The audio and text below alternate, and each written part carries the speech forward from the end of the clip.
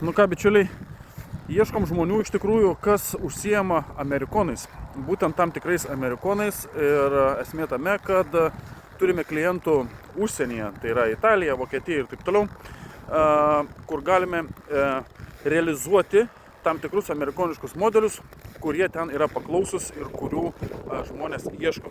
Tai visų pirma noriu pasakyti sąrašiuką, kokie automobiliai mums tinka, ir jeigu tais automobiliais kažkas iš jūsų žiūrinčiųjų užsiemat arba žinot, kas tais automobiliais užsiema, tiesiog nusiųskite šitą video ir tegul susisiekia su manimi ir galėsime pakalbėti apie bendradarbiavimą. Tai modeliukai, kurių būtent ieškom, išvežimui į užsienį, būtų Dodge Challengeriai, Chevrolet Camaro, Ford Mustangai, Ford F-150 pikapai, Chevrolet Silverado pikapai, Dodge Ramai, Dodge Durango tinka ir Jeep Grand Cherokee.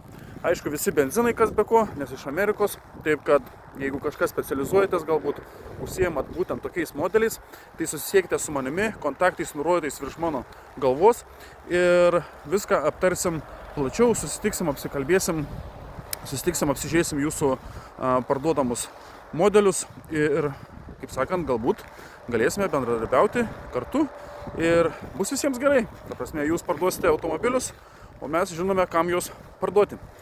Taip kad šiam kartui tiek, kam nesunku, pasidalinkite šito video.